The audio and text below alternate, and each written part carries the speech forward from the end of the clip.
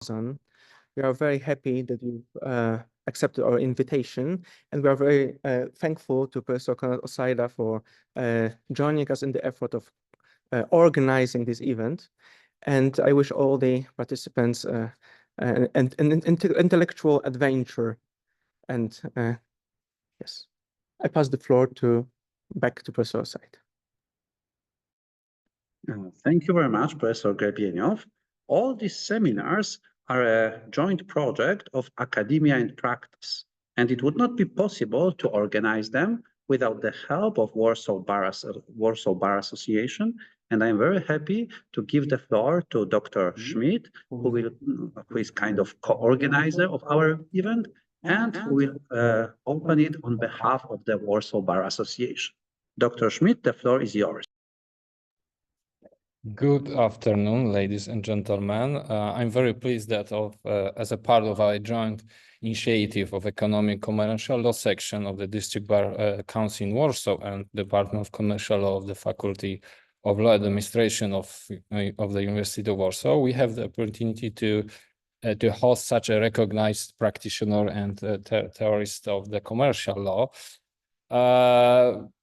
It is great pleasure that we have this joint initiative, and let me thank again Professor Osaida that we have such opportunity in such a beautiful place as a museum of University of Warsaw, and I'm sure that the lecture will be very interesting and will provide us with a broad view how to deal with such cases as Professor Canapa will present. Thank you very much, and I invite all you to this lecture and give back floor to Professor Osaida. Thank you very much. Thank you very much, Dr. Schmidt. Our seminar today is titled From Brussels to Bern: How the CSRD is Reshaping Swiss Sustainability Law.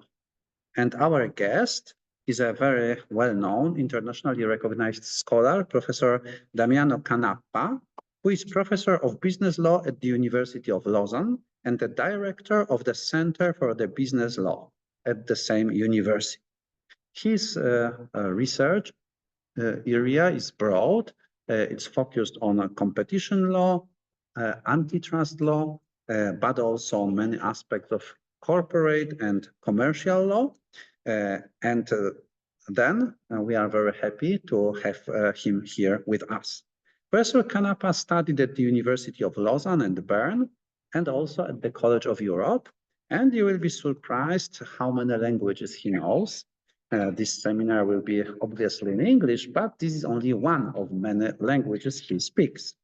He also graduated from Yale Law School, where he received an LLM, and then he pursued his career to receive doctorate from the University of Zurich under the supervision of Professor Dr. Andreas Heinemann. His specialization regarding his PhD thesis was on IP law, more precisely trademarks and brands in merger control and analysis of the European and Swiss legal orders. The monograph is in English and is published by Wolters Kluwer.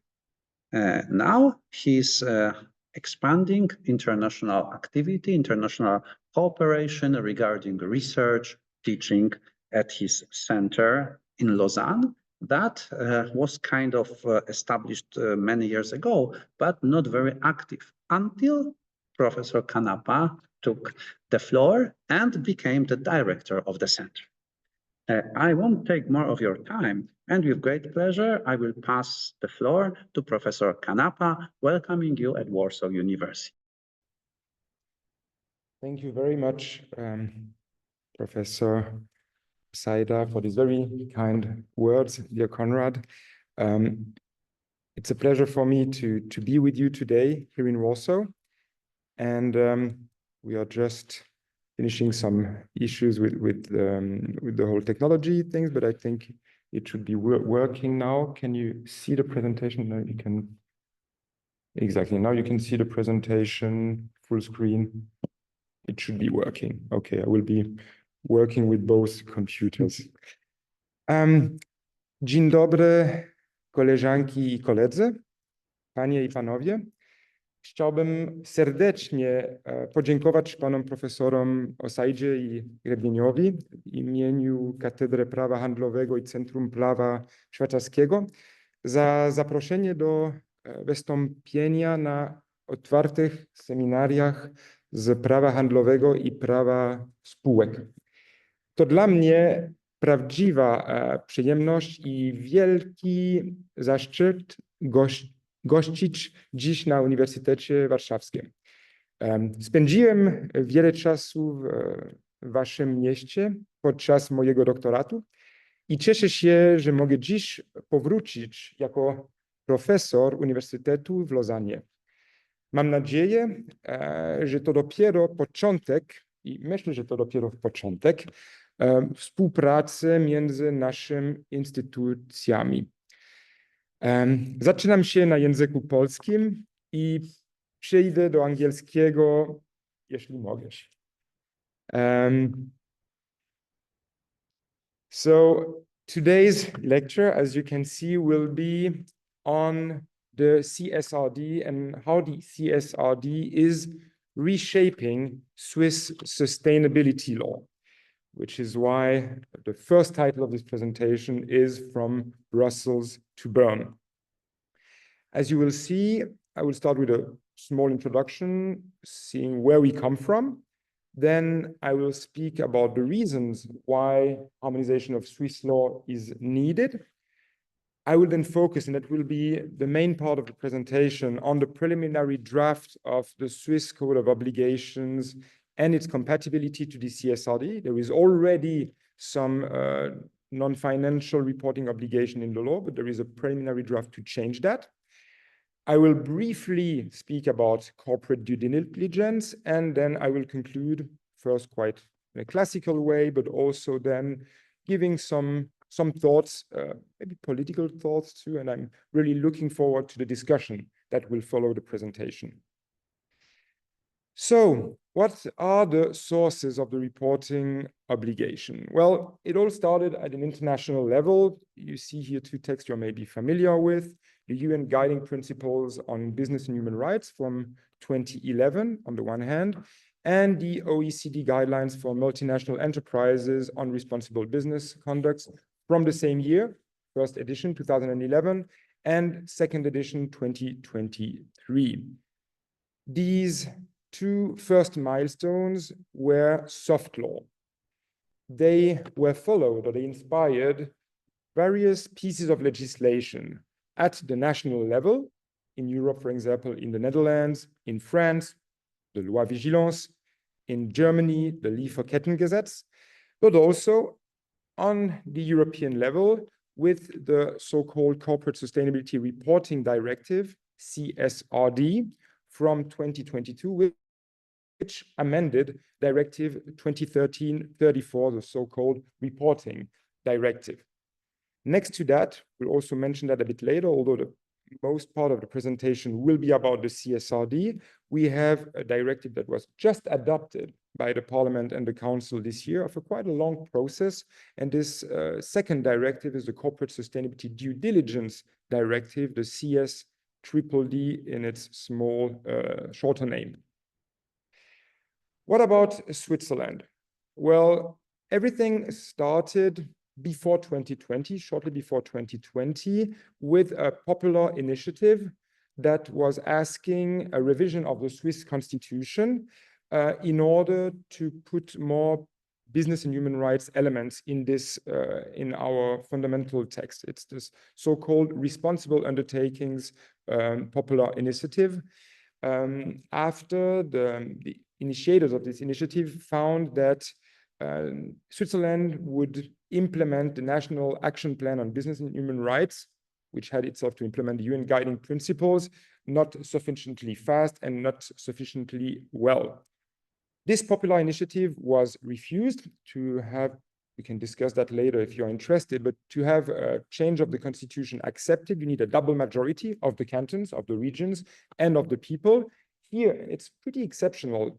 The majority of the people accepted the initiative, but it was rejected because there was no cantons majority.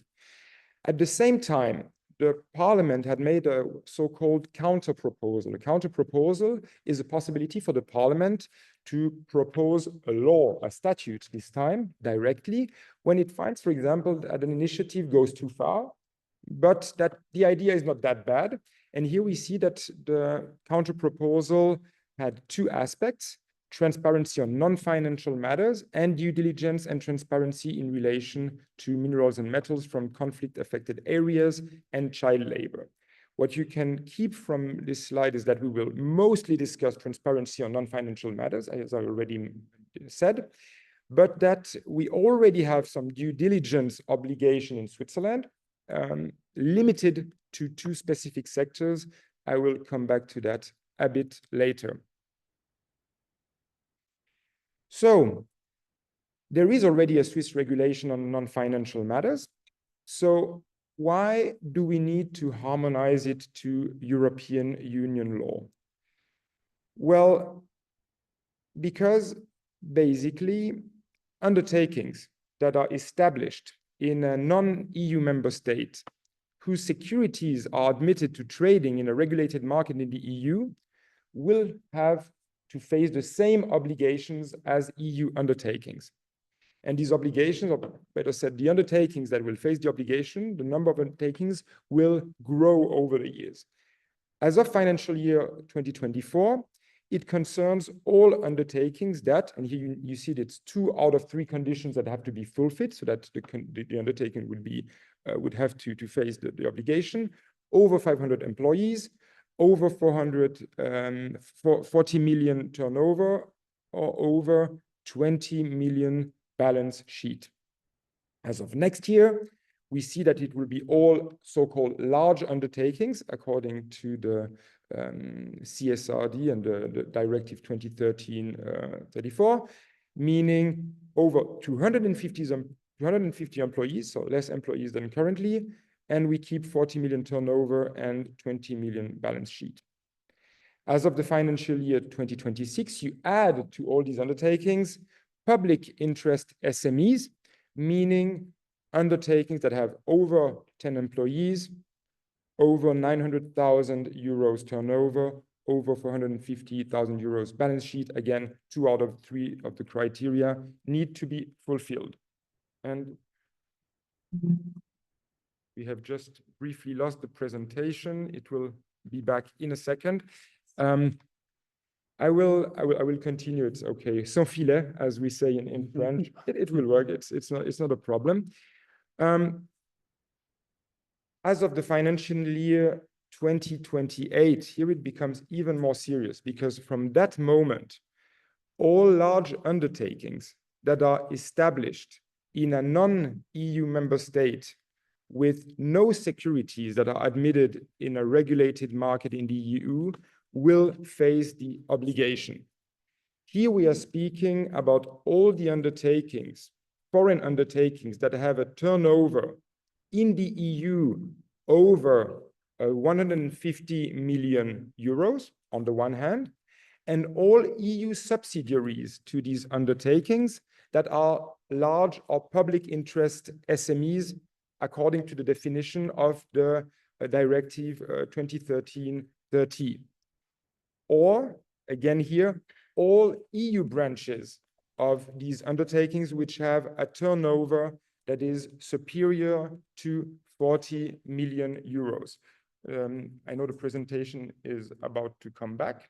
Yes.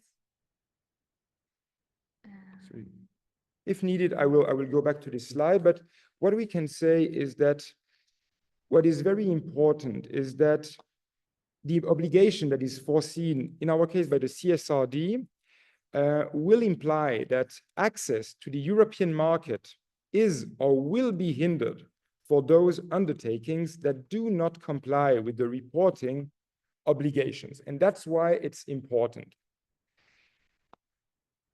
Why is it important to have a harmonization of Swiss law part 2? Well, there is an exemption for equivalent foreign regulation, meaning if you have an equivalent foreign regulation that the company has to report over a foreign regulation, in that case, it will not need, in addition, to have a second report that would be based on the CSRD. So the idea here is that you want to prevent undertakings, in our case, Swiss undertakings, from having to implement multiple regulations at the same time and to have to do multiple reporting.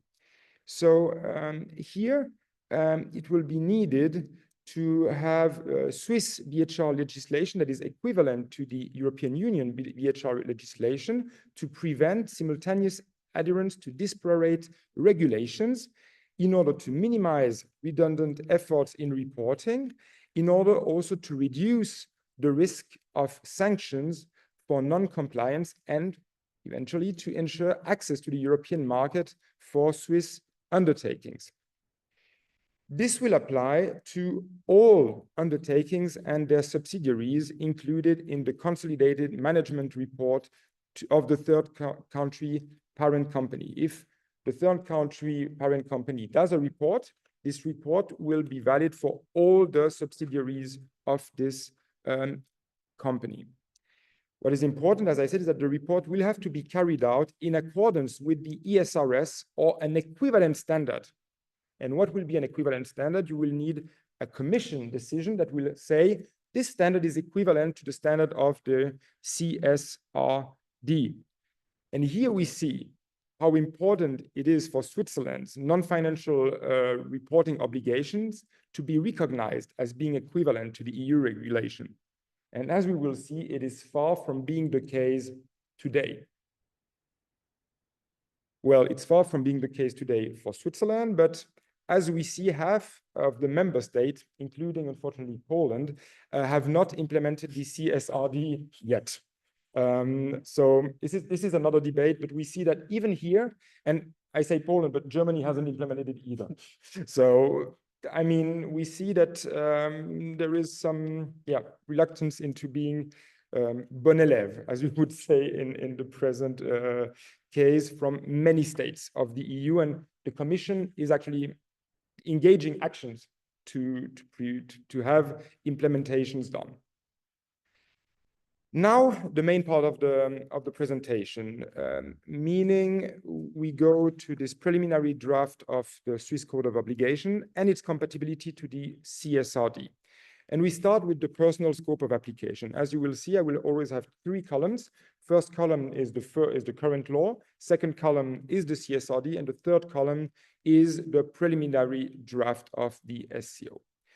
Nowadays, to fall under the scope of application of the reporting obligations according to the SCO, you need cumulatively public interest companies, meaning a company basically that is traded publicly, which has at least 500 full-time equivalent positions. And here we see already the big discrepancy with the CSRD, and balance sheet over 20 million euros or more than 40 million euros turnover alone or together with a Swiss or foreign undertaking that is controlled by this undertaking.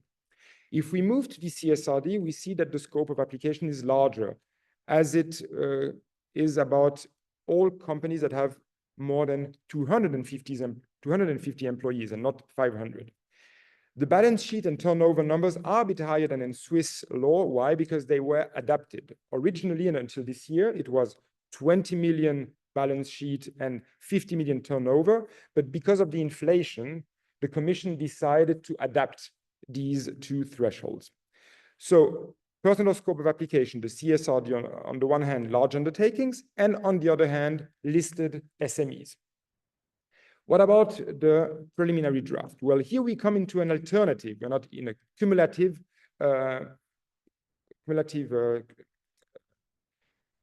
conditions, but alternative conditions.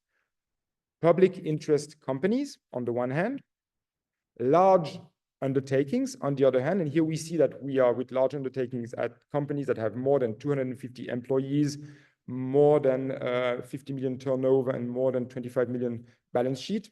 Again, 2 out of 3 conditions.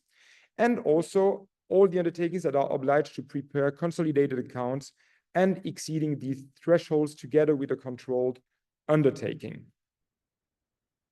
So in Swiss law, basically it will oblige all undertakings of a certain size to prepare a report on sustainability as in European law.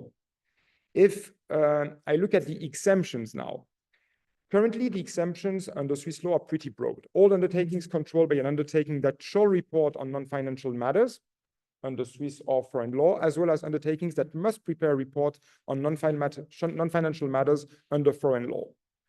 CSRD is not that broad about the exemptions.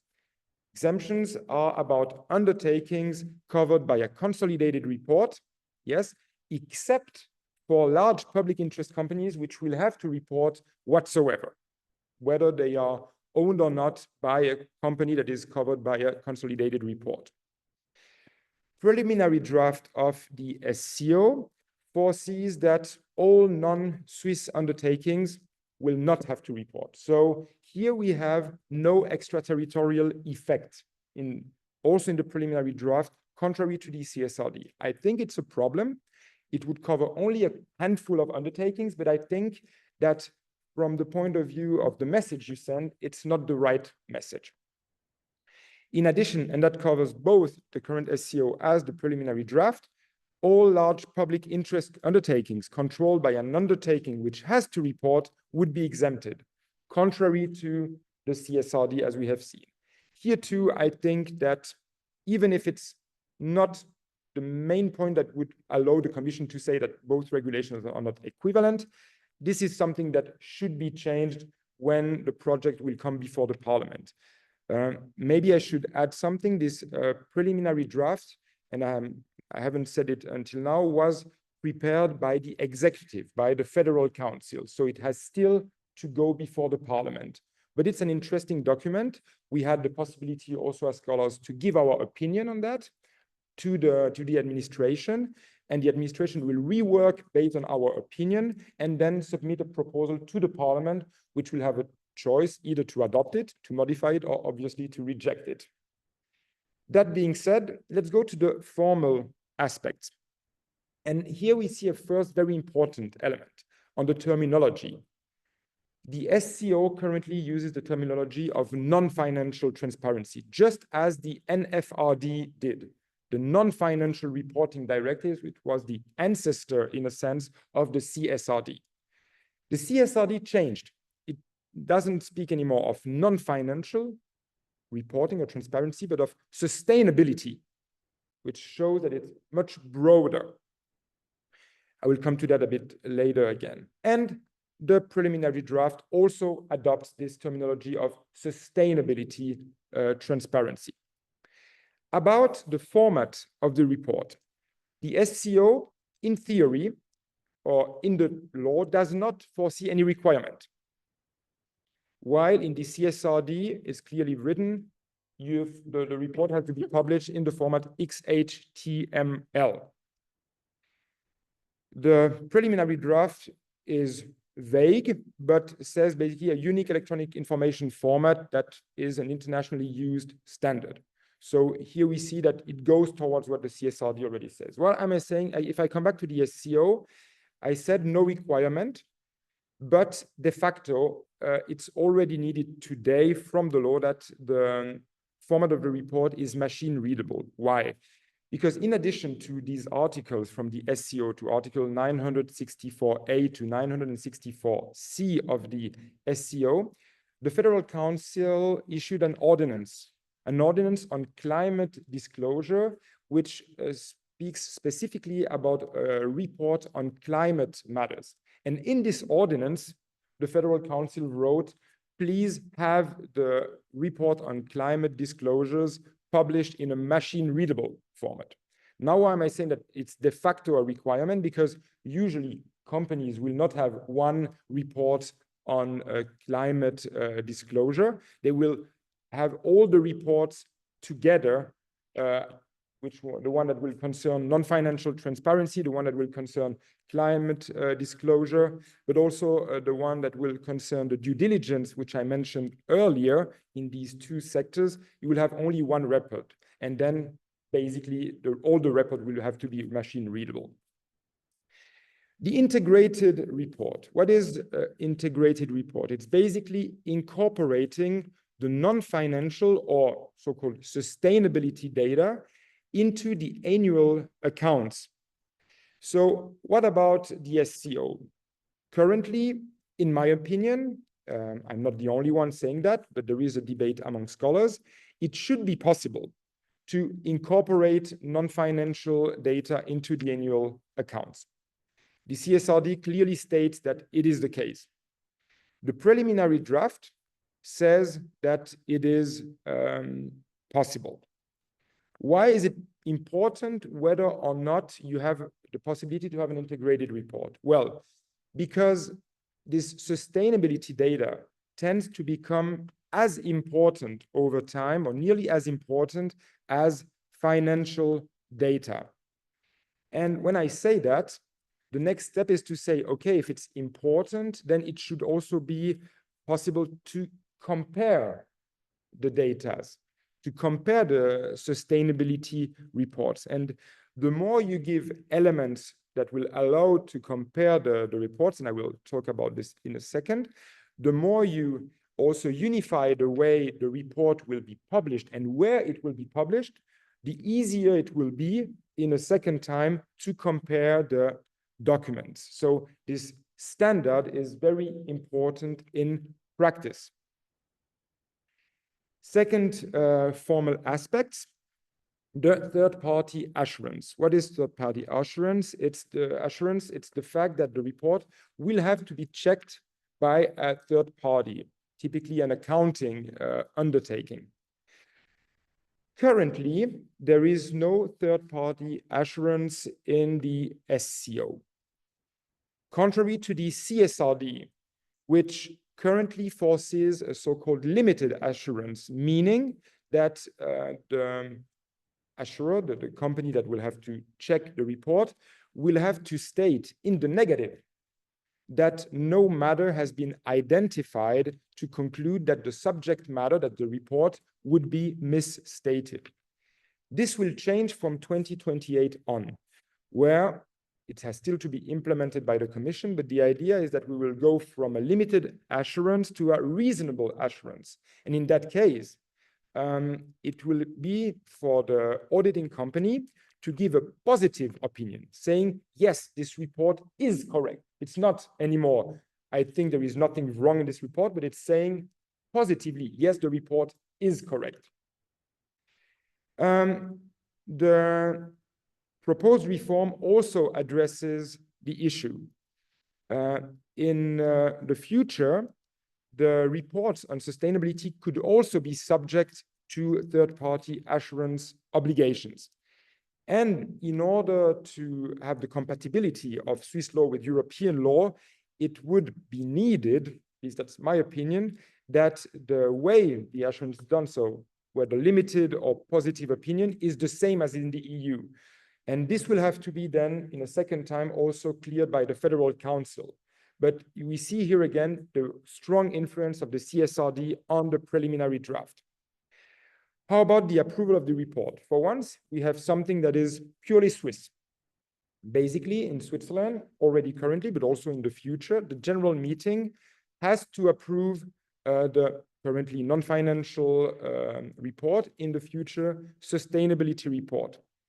It's kind of a tradition of Switzerland where the accounts, all the numbers, the facts of the company, the management report have to be approved by the general meeting, which is why they extended it to this new report. The CSRD does not foresee any obligation, which does not mean that member states cannot implement it in their legal order.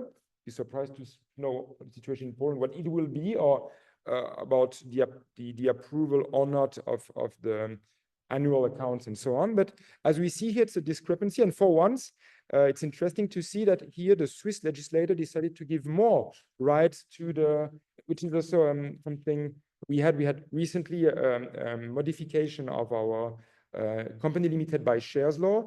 And one of the aims was to give more rights to shareholders. And we see here it's also this trend that is represented. Finally, about the publication, currently and also in the future, for now at least in the preliminary draft, it's foreseen under Swiss law that electronic publication is needed, for example, on the website of the company, and that it must stay there for 10 years. The European Union in its legislation goes one step further, and I think in a very interesting way, because it foresees that every member state will need to foresee a European single access point where all the reports will have to be published, transmitted. So as NGO, for example, it will be possible to have all the reports on one single platform, which will make access to the report much easier. And here too, I must say that I advise Switzerland to do something similar. We have a register already for companies, and I think they would have definitely the know-how to implement such a measure that would actually not be that complicated. But again, let's see what the Parliament will decide. If we go now into the material aspect, and here we will spend a little bit more time on the two next slides, which are pretty technical, and I'm sorry about that, but again, I hope the discussion at the end will not only be technical, but we'll have a possibility to discuss more political issues, as you will see in my conclusion. So what we can say in general is that the substantive aspects of the Swiss and EU business and human rights legislations, they do vary significantly. The CSRD, so we are in the column of the middle, the CSRD disclosures cover environmental factors, for example, climate change, water resources, social and human rights factors, for example, equal treatment, working conditions, human rights, and also governance factors, for example, board roles, internal controls, ethics, etc., etc. These factors, which you can also already read in the when you take the directive. It's quite a massive article, this article 19A and 29A for groups. They are further defined by the ESRS standards, which will be briefly discussed on the next slide. If we go back to Swiss law in the first column, we see that currently Article 964B of the Swiss Code of Obligation broadly refers to disclosures on environmental matters, in particular the CO2 goals, on social issues, on employee-related issues, on the respect for human rights, and on combating corruption. It's basically here I gave you the whole content of the article. This gives Swiss companies more freedom to choose elements for the assessment based on their activities. They can say, okay, my activity is this, so I need to report about that, but actually I don't need to report about that. So there is some kind of cherry picking, which another principle I will discuss later, the consent, if you consent or explain, allows. In addition, again, for climate change, here you have more precise rules because of this ordinance on climate change, which is also interesting from a logistic point of view, because you have the government, which basically puts new obligations that do not derive directly from the law, but it was accepted. So, I mean, we could discuss that from a logistic point of view, that so many new obligations come from the government. It's not precising only the law, it's really putting a set of rules, but it has been accepted, it has been criticized, but it has been accepted so far. And again, I think this situation is only provisory. So unlike the CSRD, the current Swiss law does not explicitly mention governance factors, except for combating corruption. But Swiss law focuses on how companies deal with sustainability-related risks. It focuses on that rather than on specific governance disclosures. And here again, we have a change of paradigm with the preliminary draft. As you can see, the preliminary draft takes over the material content of the CSRD. It's not as long. It does it in a quite wise way, I would say, making a general reference to European Union law. So basically, please follow what the EU says and you will be fine.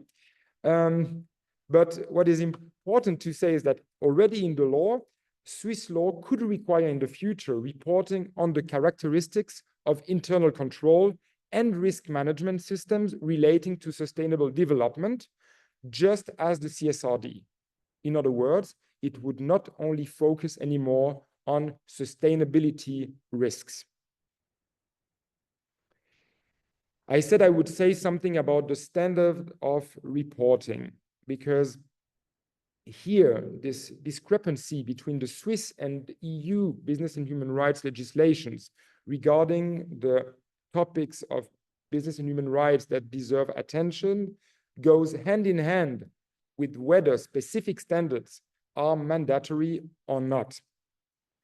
In the EU, the standards that have to be followed by the companies, they correspond to the European Sustainability Reporting Standards, the famous ESRS standards that were developed by the European Financial Reporting Advisory Group, so-called EFRAG. And these standards will be complemented in the future with additional sector-specific standards, for example, for SMEs or for third country undertakings. And while I'm saying that, you can understand that for undertakings, there are a lot of standards to follow. And I will come back to this specific aspect briefly in my second conclusion. And when I say for companies, I could also include lawyers, or even for lawyers, even for academics. It's not always easy to follow these standards, as funny or dramatic as it may sound. How is it in Switzerland? Well, currently, Swiss law refrains from dictating a stance amidst the current competition that exists between sustainability standard setters. You have several standards. Currently, none has been recognized as being equivalent to the CSRD by the Commission. But for now, Switzerland says you can choose, you have the freedom to choose which standard you apply. There is an exception, again, based always on this ordinance on climate disclosure that mentions that if you follow the recommendations of the so-called task force on climate-related financial disclosures, so-called TCFD, then you are fine. So basically the recommendations of the TCFD are optional, but if you follow them, it's agreed that the climate-related disclosure duties are met. What is the downside of the current Swiss system if we accept disclosure? Well, the downside is one element I already mentioned, meaning it's not possible to compare if you have different standards, or if it's not possible, at least it's more difficult. It will even be more difficult because of the current application.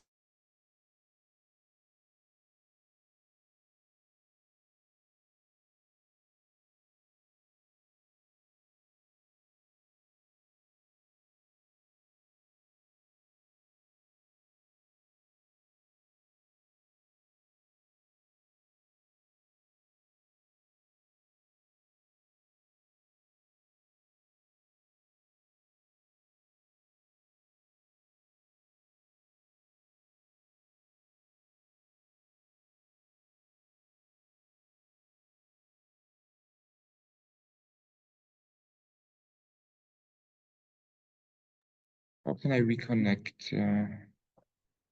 Maybe you continue here. Okay. Yes, and I will continue. I will continue that way. Perfect. So you will see me like.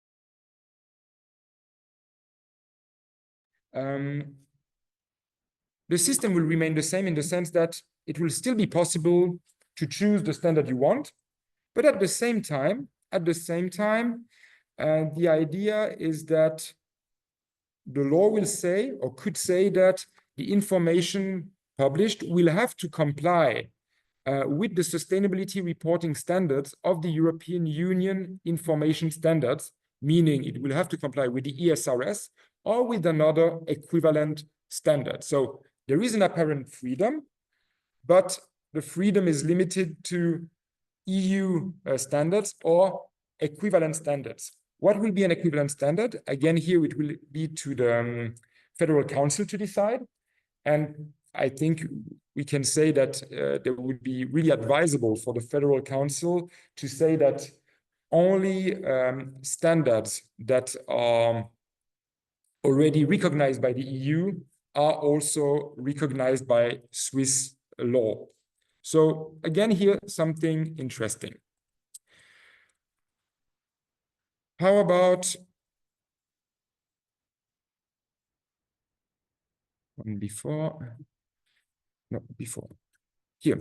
How about the comply or explain? So comply or explain is basically giving the possibility to the undertaking either to comply with the standard or to explain why it doesn't comply. And here we come back to this cherry picking, for example, I was mentioning before, or to this increased difficulty to compare reports which would not be equivalent, because in one report you would have something, and then the second one you have an undertaking saying, actually, let's explain why I did not report on this aspect. The current Swiss Code of Obligations still has the comply or explain principle. You see a translation here.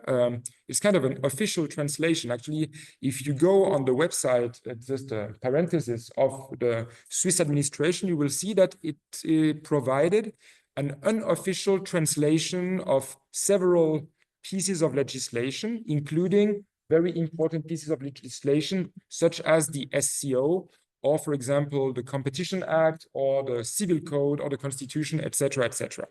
So the non-official translation of this Article 964b, paragraph 5, states that if the undertaking does not follow a policy, it shall explain this clearly in the report, stating the reasons therefore. The CSRD abandoned the comply or explain principle, which existed still in the NFRD. That is interesting because it allows me to open another parenthesis. When these articles, this indirect proposal to the initiative was adopted, one of the arguments of our government was to say, well, actually, we are just following what EU law does. And what EU law does was then the NFRD. Although it was already clear that the revision of the NFRD, or better said, the adoption of the CSRD was, let's say, very likely. But the government said, the NFRD is now the standard. We use the NFRD. We don't look at what could come in the future, which is one of the reasons why we are now in the position where we are with a law that is totally not adequate or not equivalent to the CSRD. The comply or explain principle could be abandoned in the future. At least the preliminary draft foresees to abandon it. Double materiality. What is double materiality? Well, when you take a risk, this risk can be considered as material if, on the one hand, it affects the company's performance. So the risk has a financial materiality. The risk can also be considered material if, on the other hand, it affects the situation of third parties, for example, the environment, and here we speak about impact materiality, or the risk can also affect both elements at the same time, and here we speak about double materiality. Currently, under Swiss law, there is some double materiality on climate issues. Again, because of the ordinance on climate disclosures, which also exists in an English translation, by the way. For the rest, for the other parts of the report, it's unclear. Again, here I have quoted the Swiss Code of Obligations, which states that the report should contain information required to understand the business performance, the business result, the state of the undertaking, and the effects of its activity on these non-financial matters. And here there is a controversy among scholars whether or not there is double materiality. The CSRD clearly applies double materiality. The CSRD says that the report has to contain information necessary to understand the undertaking's impact on sustainability matters, and the information necessary to understand how sustainability matters affect the undertaking's development, performance, and position, meaning the second part being the financial materiality and the first part being this impact materiality. In the future, the double materiality concept could also be implemented in Swiss law.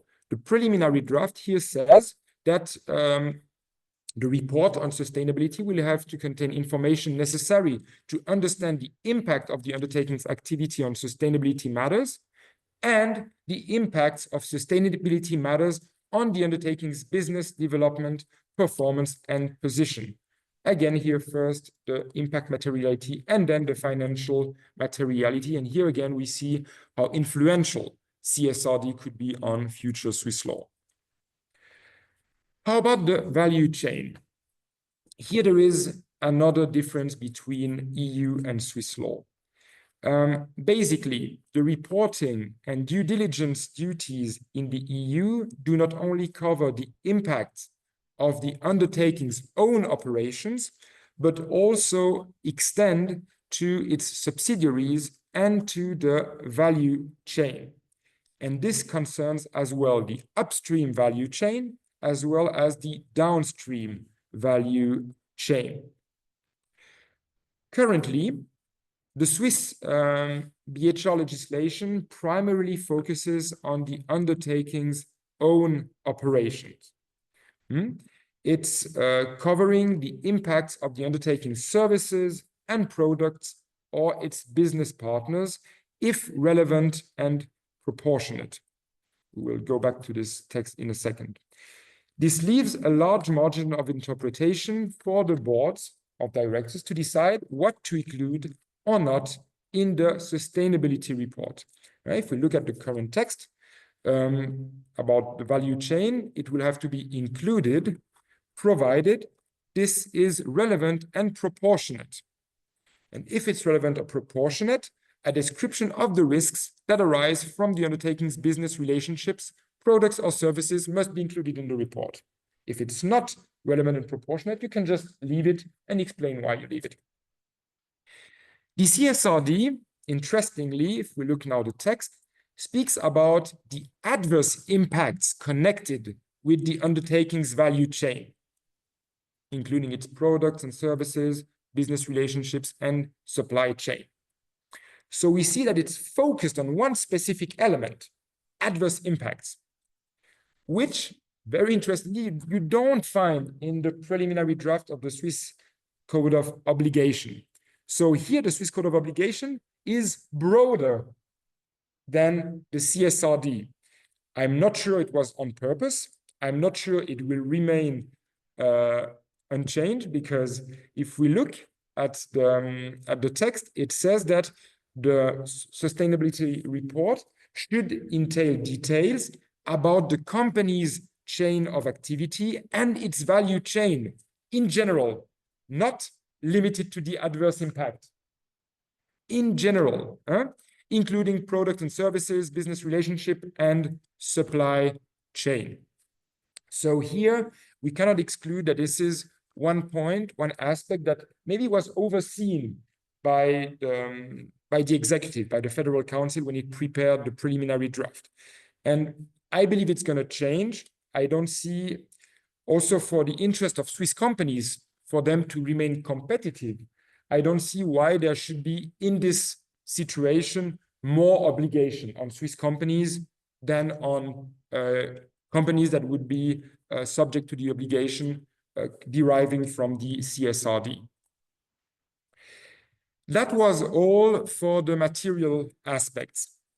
Now, if we look at the liability and sanctions, well, in general, before going on the CSRD and Swiss legislation, we can say that international standards do not contain explicit duty for states to provide for civil liability for damages caused by a violation of human rights or environmental norms.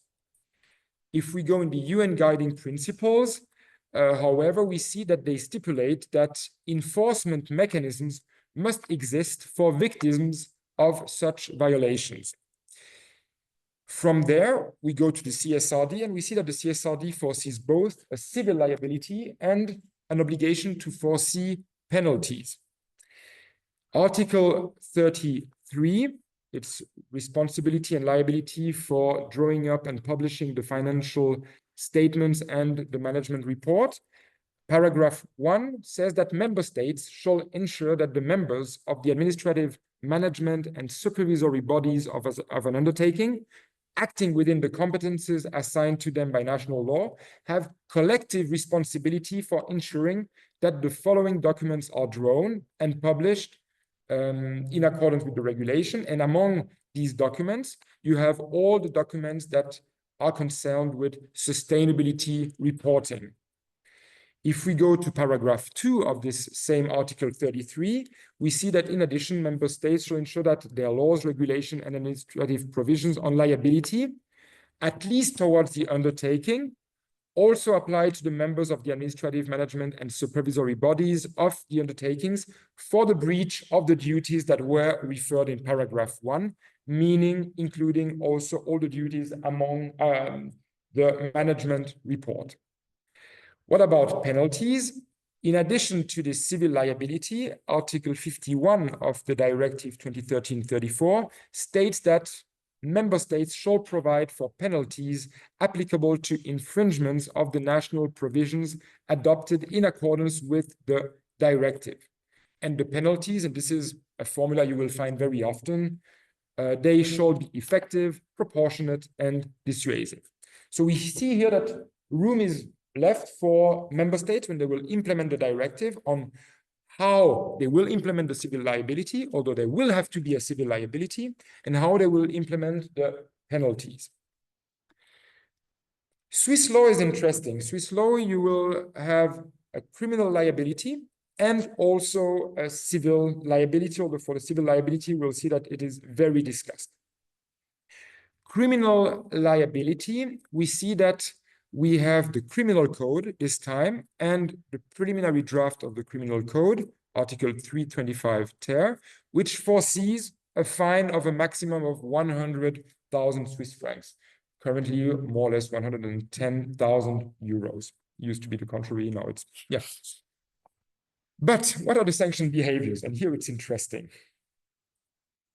Providing false information in the report, the failure to comply with the statutory obligation to retain and document the reports, and to fail to make the report.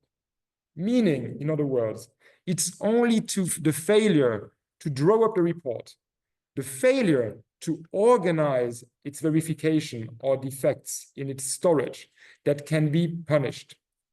In other words, if you have the material content of the document which is wrong or not sufficient, you cannot punish someone, except if the document contains false information. So basically, if a company violates due diligence linked, only if we speak here about what would be in the current non-financial, but also in the future sustainability report, if the company violates its due diligence, it is not subject to criminal law sanctions, interestingly. How about civil liability? Well, basically, here, the law, current and future law, at least in its preliminary draft, does not foresee any special standard. In other words, there is a duty to report, but there is no special due diligence that would come together with the duty to report. This is a more general stance. A breach of duty by the board in a company limited by shares is attributable to the company itself. So if the board makes a breach of duty, then the company will be reliable for that. I imagine it's the same under Polish law. The question then is, well, could the reporting obligations of the board be a possible source of civil liability already now and in the future based on additional, obligations of reporting? Well, the current law and the future law both say that the report must describe the policies adopted, including the due diligence applied. Based on that, it could be possible, actually, to say that, well, if you have to report on the due diligence applied, you need to have a due diligence. And if you see that the due diligence is insufficient, then maybe it's expected that you implemented more. And if you don't do it, then you breach your duty. So this could be a way to build actually a way to have a civil liability de lege lata. And linked to that comes the big question: are the current or possible future reporting obligations a so-called Schutznorm? Why is that important? Well, because Swiss law applies a so-called objective approach to the unlawful act, requiring that damages can be validly claimed only for breach of a provision protecting the interests of the victim, a so-called Schutznorm, in cases where you have only an economic damage.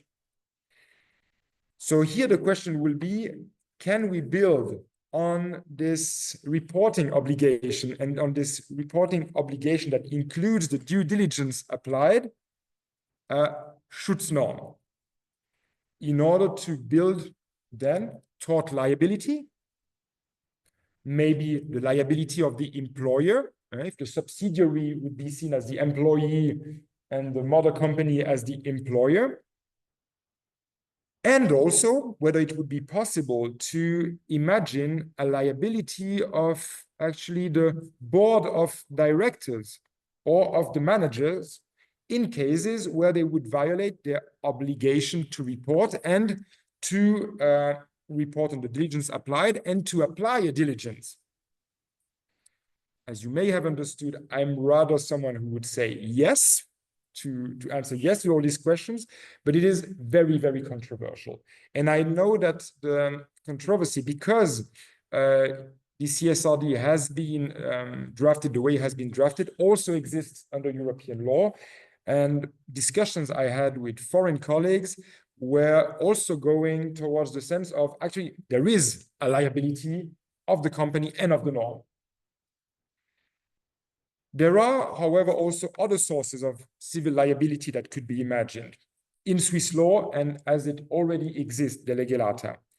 The Unfair Competition Act, for example, or the Financial Services Act, or even some authors say the Swiss Civil Code regarding the protection of legal personality. So here we have different ideas, whether one of those would actually lead to a sentence, to condemn on civil liability damages a company or its board is currently unknown.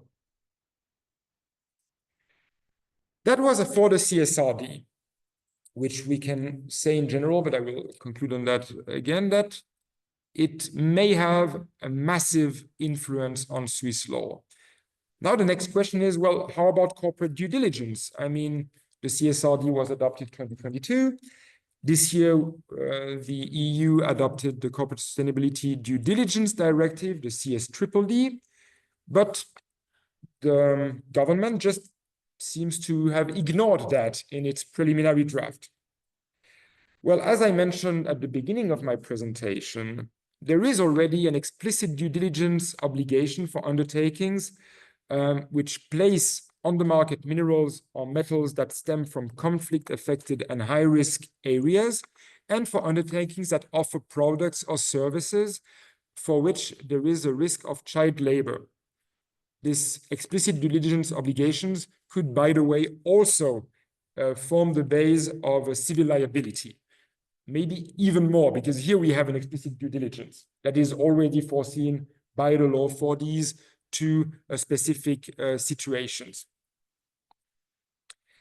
Now, as I said, the EU now has the CSRD, which foresees general due diligence and reporting obligation on undertakings that are above certain thresholds, at general or across all sectors.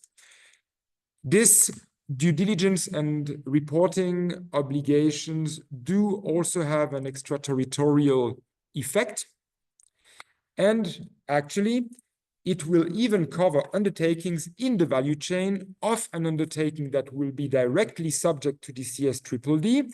Why? Because these undertakings will have to provide information about the way they implement due diligence in their own value chain to the undertaking that is subject directly to the new directive.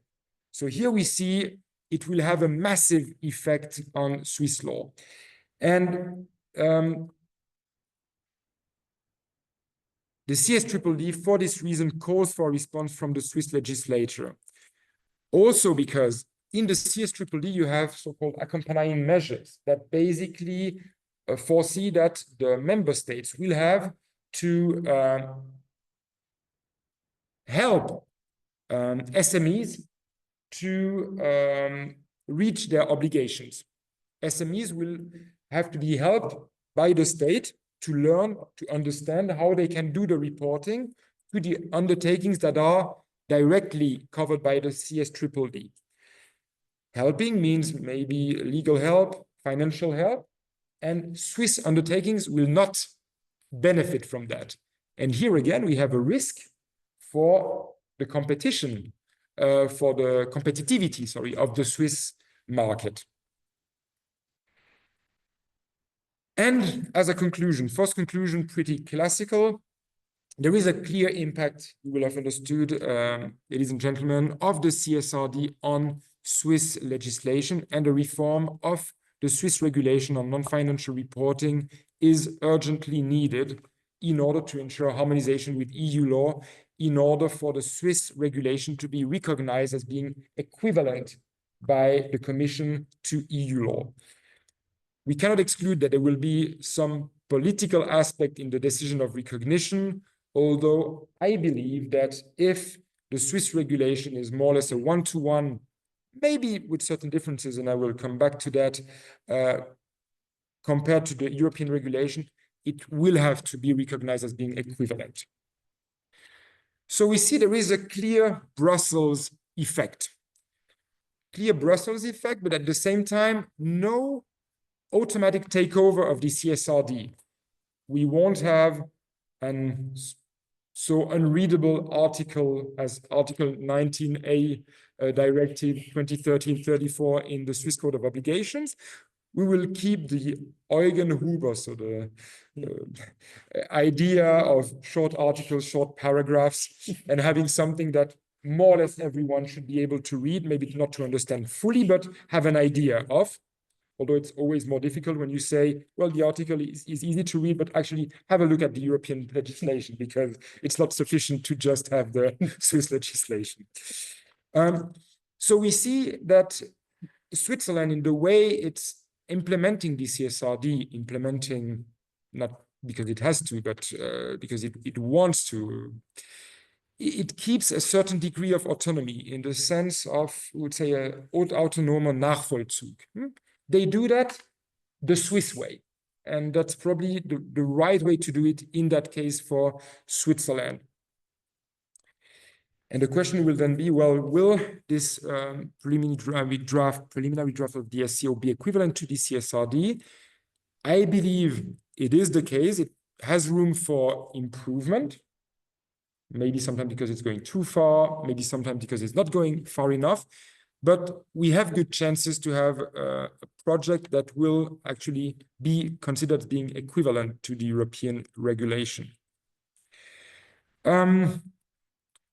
At the same time, there is now, with the future entry into force of the CSDDD, a clear call to also extend the current process to the corporate due diligence, because again, Swiss undertakings will face this CSDD directly or indirectly, and the Swiss legislator cannot just stay without doing anything, just basically because it has to help, just as EU companies will be helped. It has to help SMEs in their reporting obligations one way or another. And interestingly, following the adoption of the CSDD, we've had a call during at the beginning of the summer of a group composed of people from all the parties,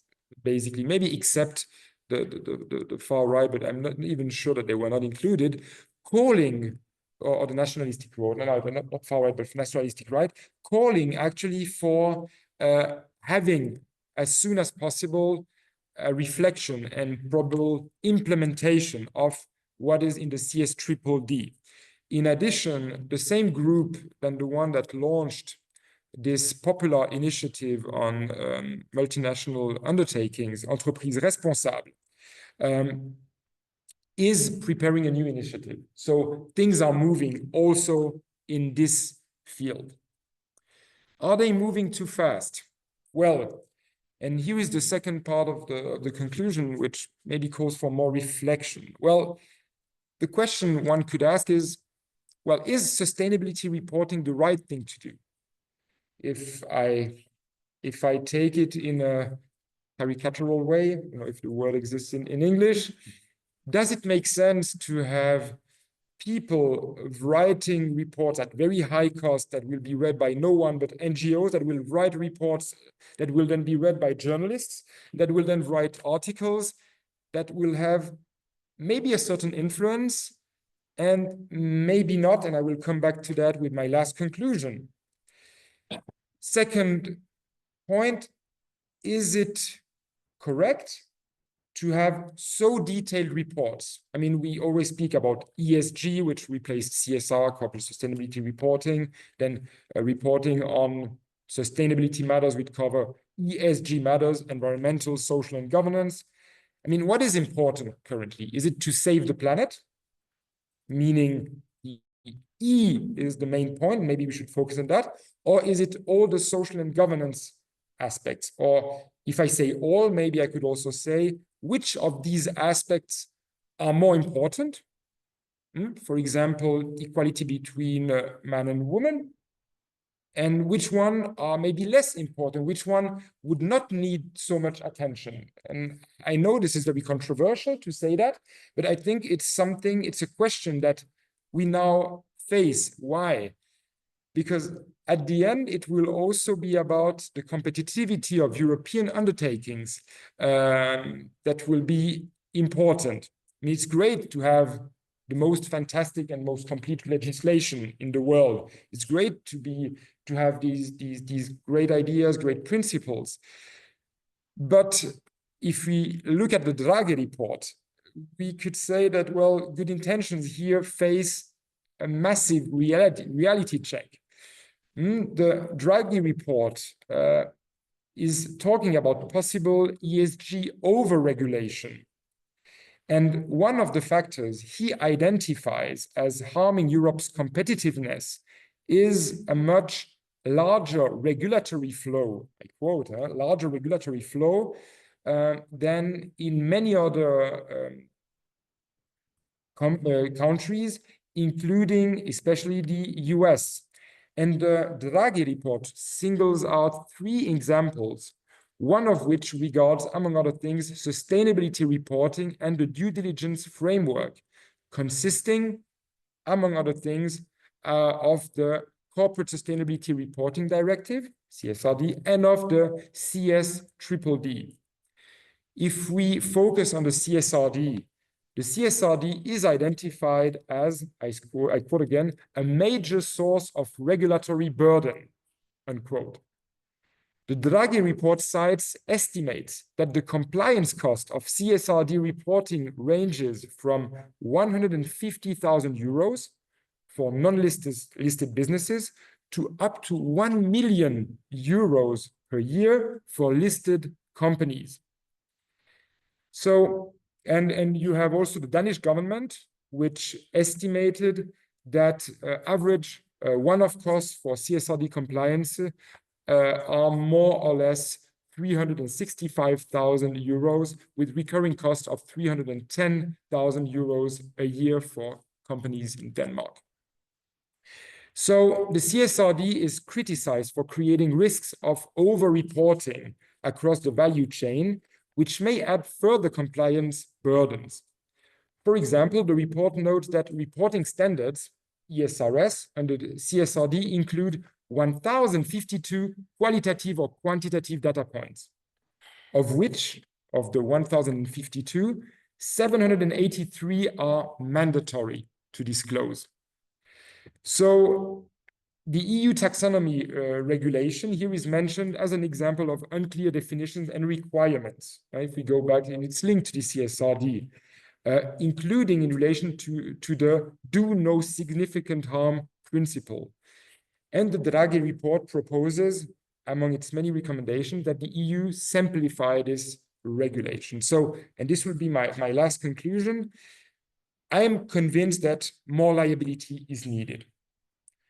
I'm convinced that more civil liability is needed, that more criminal liability is needed, because if you start having to go to prison, or if the company faces high fines and then that the board faces liability, maybe people start thinking differently.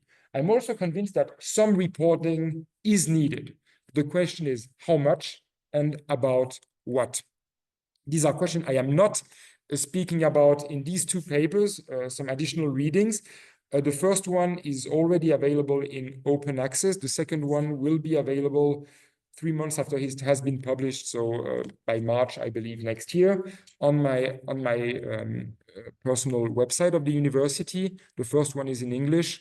It's a broader comparison, which also encloses the CSDD, which I wrote with my colleagues from the University of Geneva, Professor Giulianerica Stracane and her assistant Teimur Brander. And the second one is more focusing on today's topic. Thank you very much for your attention. Dziękuję serdecznie. I cieszę się teraz na pytanie i dyskusję.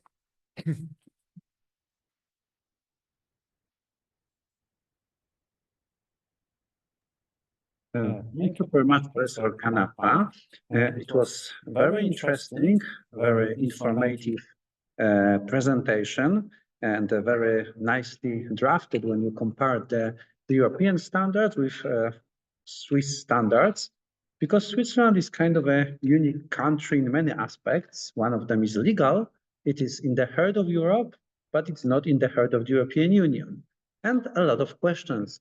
How much should it be autonomous regarding legal regulations of different sectors, or how much should it be harmonized with the un-European standard?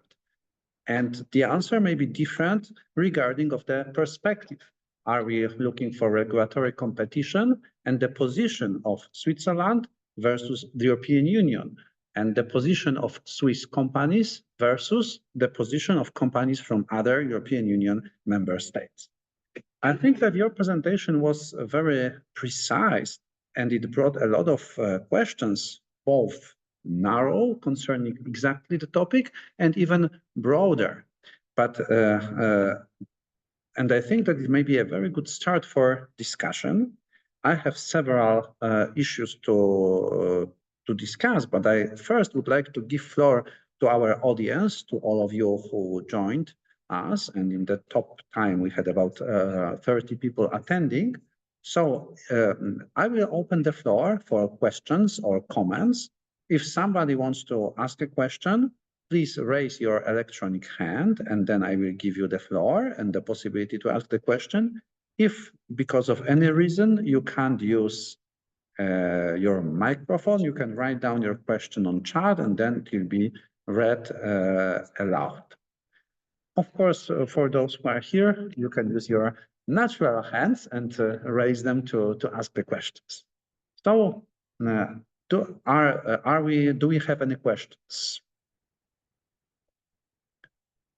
If this is not the case, so I will start from the I think, the broadest question and only slightly connected with the presentation concerning the concept of Schutznorm that you mentioned, because the concept is also very controversial under Polish law, and we have some voices who claim that this is also part of Polish law, and we have some voices that this is not adopted to Polish law, so it's not clear according to Polish doctrine.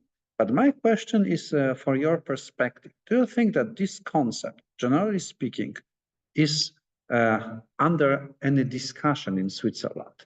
Or is it just commonly accepted that this is a good idea? Because then when you come to very narrow questions and narrow topics like here, you have to try to prove kind of another aspect that this works when you are looking for liability. So this is kind of an additional layer of limitation of liability.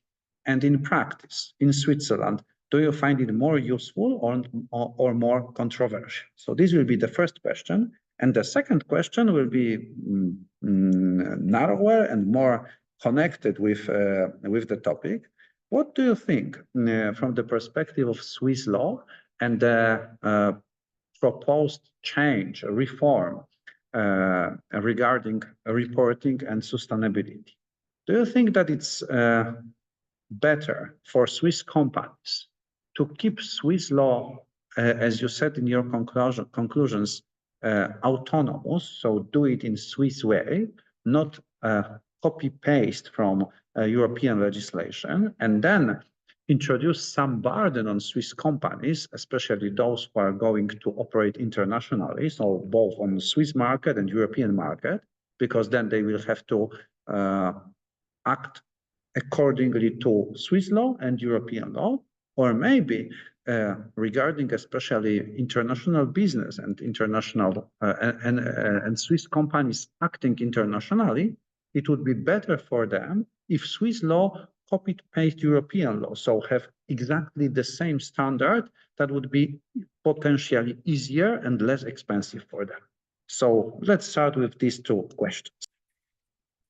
Thank you very much for these two questions that are pretty precise and broad at the same time. I will start with the first one about the concept of Schutznorm. Schutznorm in Swiss law comes as soon as you have civil liability. That would be questioned. It can also come in the case of the liability of the board of a company. And the concept is accepted. It exists and it is applied. Every time, but I said, you will need the violation of a so-called Schutznorm in order to have liability in case of purely financial damage in case of civil liability. So if you have, let's say, break my arm, you have another kind of violation of a special article. I don't need to prove any additional violation of a Schutznorm. But now, and here we can come with an example that is related to the topic. Let's say that the subsidiary of a company abroad. Then we have problems of private international law, but I say abroad because abroad we will not necessarily have a piece of legislation that will say, please do not throw away a chemical product in the lake, which we have in Switzerland, protection of the environment, protection of the lakes. But we can imagine some states where the legislation would not be that precise, or where, because there would be some failure in the state, there would be no real going after this violation. So let's say a subsidiary of the company has a leak because it was not safely checked, and the leak of the chemical product arrives in the lake, kills all the fishes, and you have the fishermen of the village of the lake who cannot fish anymore, and what happens? They don't make money. They will not, And here they have a purely financial damage. It was not their fishes, it were the fishes of the lake, but it's a purely financial damage.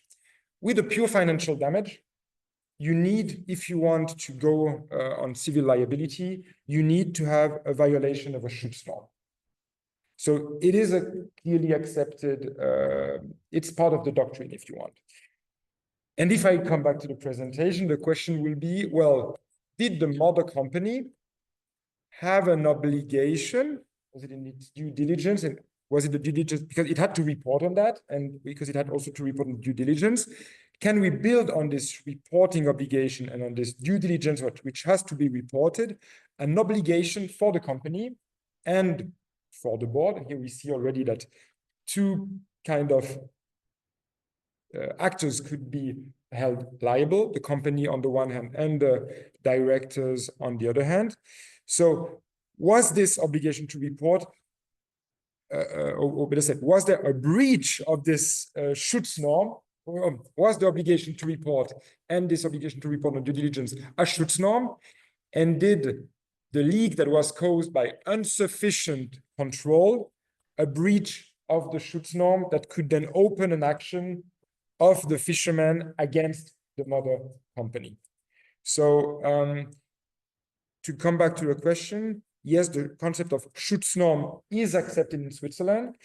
The only question is then, what is a Schutznorm? And here it's often very debated, especially in corporate law, on what would be a Schutznorm regarding, for example, the duties of the board of directors. And when I say that, it's the question, the more general question you also face in Poland, I'm certain, is towards whom are the duties of the board of directors directed? Towards the company, towards the shareholders, or towards third people, fishermen, and so on. And here we arrive at the, yes, it's a Schutznorm. Yes, we do have Schutznorms, but we arrive also at what is the Schutznorm? For example, a breach of accounting operations. This, for example, is recognized as a Schutznorm towards the shareholders, for example. On your second question, here we have, on the two aspects, an answer that cannot be totally away from some political elements. As you have said, Switzerland is not part of the EU, is not part of the EEA, neither. And this is part of the DNA of Switzerland until today, to say we are not part of the EU, we are not part of the EEA, we do whatever we want. So you could say yes. For Swiss companies, it's certainly easier to have a legislation in Switzerland that is as close as possible to the legislation from the EU. In other words, to avoid a so-called Swiss finish that is linked to more costs for the companies. And usually, if the economy says something, it may be followed by the politicians, and if there is a vote, a popular vote by the people. At the same time, it's politically very dangerous to say we take over European law. It will be, yes, we do something that is equivalent to it, and maybe we don't take every single word, or we will invert two words, just as we did here. But this will work. This will be accepted. So it's why I'm saying, and there is a real political component in that. But at the end of the day, we could see it already in 1992 after we rejected the adhesion to the EEA, which actually Switzerland was asking in the first hand, but eventually was the only one to reject. What happened the day after the rejection, more or less, was, okay, now we need EU-compatible legislation in Switzerland. And we need a new cartel act, for example, that is very similar to the European Union law, but not exactly, which creates also some problems of interpretation, which are not necessarily good. But what I mean here is that it's just in our DNA to do it like that. And what we are doing here in the CSRD, or in the in the preliminary draft of the Swiss Code of Obligation, what our government did goes actually very far in implementing indirectly European Union law. So I think you will never have a one-to-one, or barely have a one-to-one, but something that goes very close, yes. And on the second part, I think it's not only politics, but it's also realpolitik. If Switzerland wouldn't do anything and just say, I mean, we have the EU legislation for those who are submitted to the legislation, under the legislation, well, they have to report, the other ones don't have to report. Here you face the risk on the, like, maybe not short term, but middle term, to be placed on some lists, you know, from the OECD, just the kind of problems we faced with bank secrecy back then. And here in Switzerland, we saw all the disadvantages that you have of having a policy of waiting instead of being kind of proactive and trying to actually work on the norms, because here they are still coming. There may be a revision at the European level, but right now it's just the beginning of a trend. We don't know yet in which direction it's going. So long story made short, yes, it is a needed legislation. Thank you very much. Dr. Schmidt, please go ahead. Okay, I have also a broad question. First of all, thank you very much for this very interesting lecture. And let me say that when we use when we used to talk about global warming, now we are talking about climate change. So some concepts are changing too. My question is also maybe very similar to Professor Saida's question, but I'm thinking about whether this whole concept about CSRD directive isn't at odds contradictory to the roots of the limited liability company from the perspective on the entrepreneur that wants to establish a new company. Because basically, I want to establish a new company as an entrepreneur to have a limited liability, not to have this whole issues of broad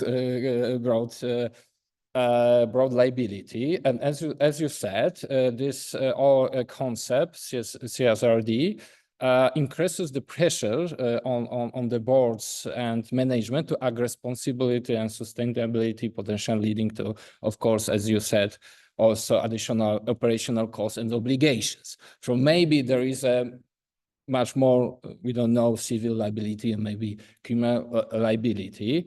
So maybe it is legislature designed for ongoing entrepreneurs, not from entrepreneurs that want to establish new businesses in European Union, and maybe they would prefer to establish their companies in Switzerland, for example, or yet in Poland or in Germany.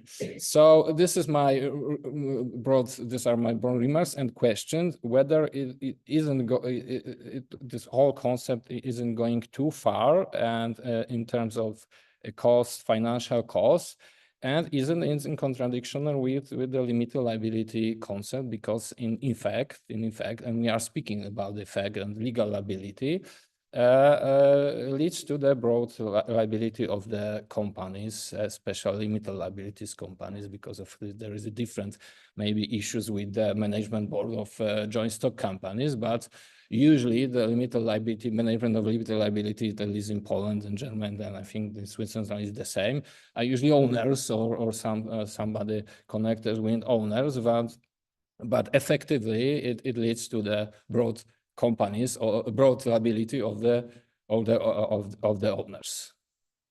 That's my question.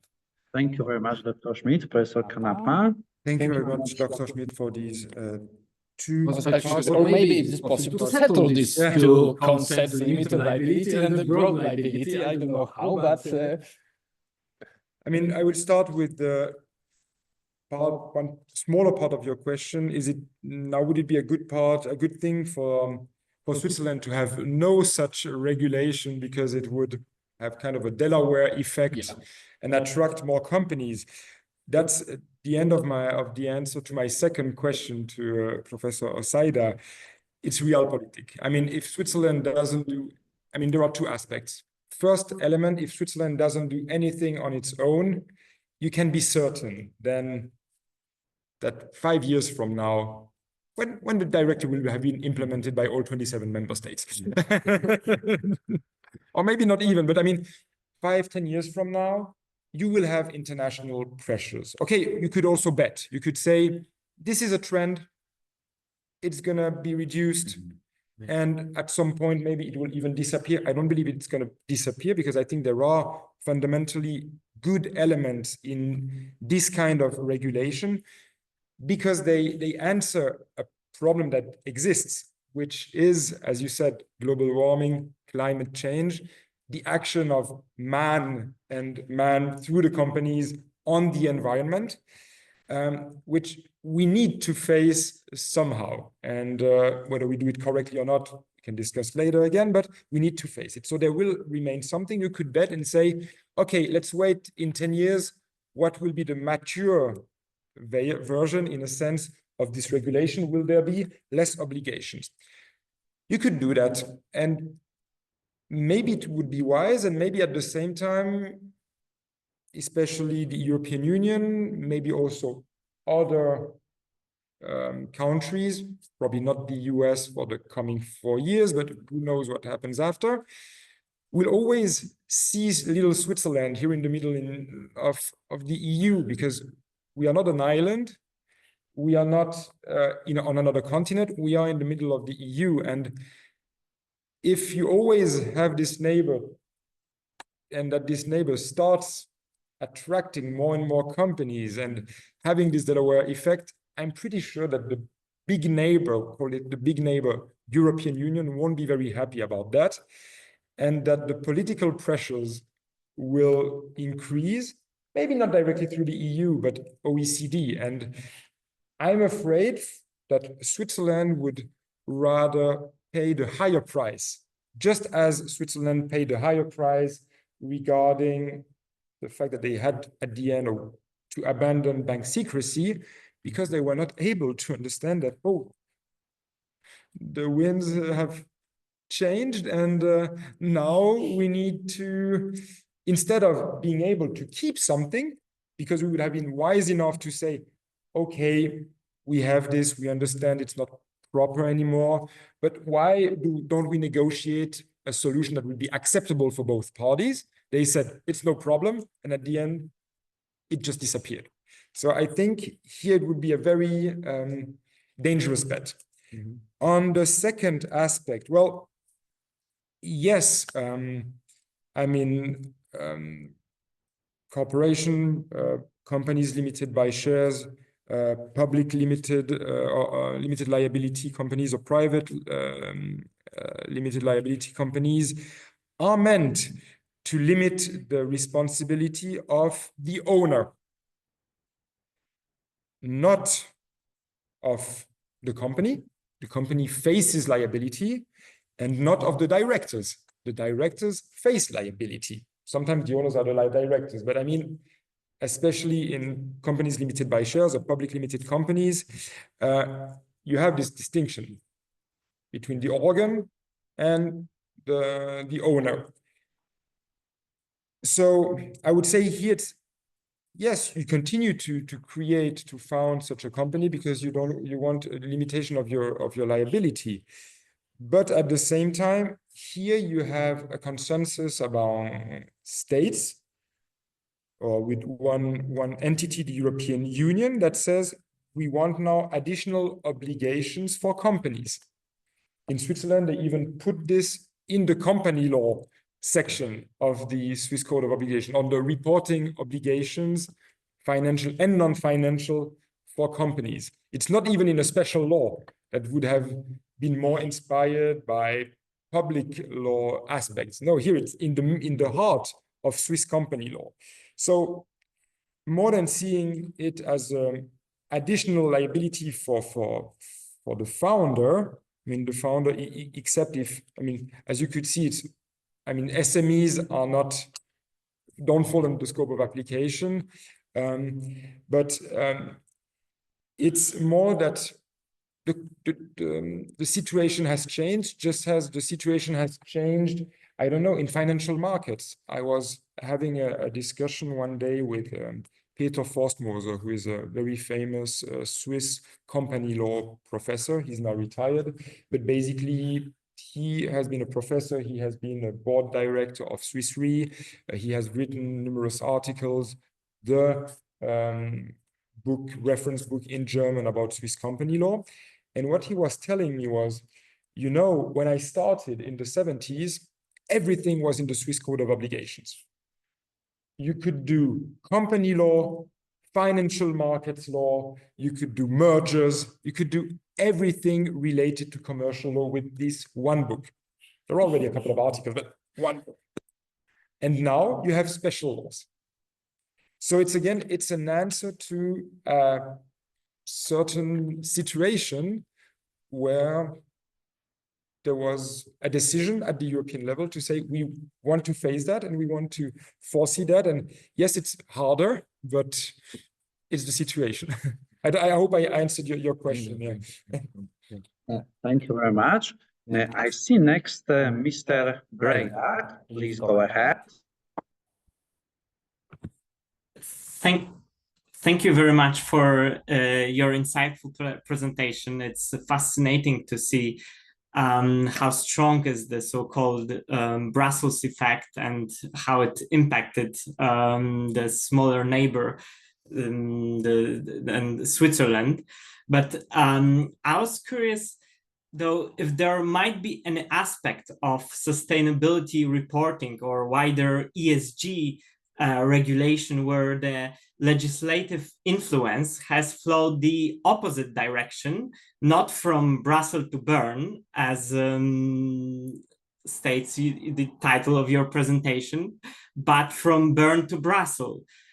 And if not, if it hasn't happened yet, maybe in the future, if EU would like to simplify the rules, is there any lesson to learn from the Swiss approach to ESG? Thank you. Thank you very much, Professor Canapa. Yeah, thank you very much, Mr. Greyduck, for this very interesting question. I mean, in one way, I would say, from a very Swiss person, I mean, me placing myself now as a Swiss, I must say that unfortunately here, no aspect of sustainability reporting has gone from Bern to Brussels. As I said at the beginning of my presentation, the Swiss non-financial reporting framework started together with this popular initiative on entreprise responsable, responsible undertaking, or international undertakings was the German name, which was launched because the initiative committee was the opinion that Switzerland was not following the national action plan, or that the national action plan of Switzerland regarding the implementation of the UN guiding principle was not strong enough, was not ambitious enough. And from there on, Switzerland has just been running after Brussels. And as I mentioned, when the counter proposal was elaborated, the idea was really to say, well, look, the European Union has the NFRD, let's copy the NFRD. And yes, it's true. The current non-financial reporting obligations correspond to the obligations that were in the NFRD. It's just that in the meantime, or even then, it was clear that there would be, that the NFRD would be revised, that a new text would come, and Switzerland just decided to ignore it. On the second part of your question, I would say, unfortunately, right now, we don't have enough distance towards the way how Swiss law is currently applied. what I can say, we had this year the first non-financial reports that were issued. And what can be said is that very often these reports were pretty light. So companies would not do much more than what was needed, if even they reach what would be theoretically required.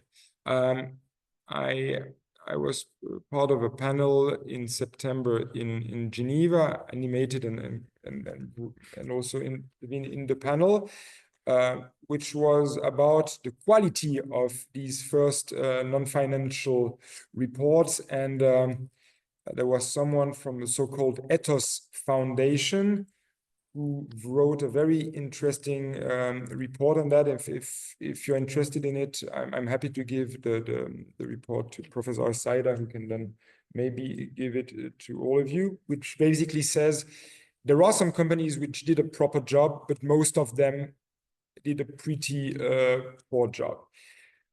Where probably, I mean, I think that this idea, this general idea to say, well, you speak about something only if it is relevant, is a good idea, but it cannot be a comply or explain.